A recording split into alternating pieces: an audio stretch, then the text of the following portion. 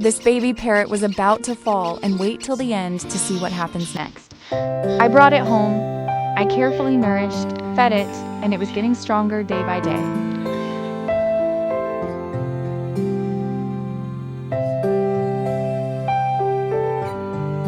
It was getting along, getting stronger day by day.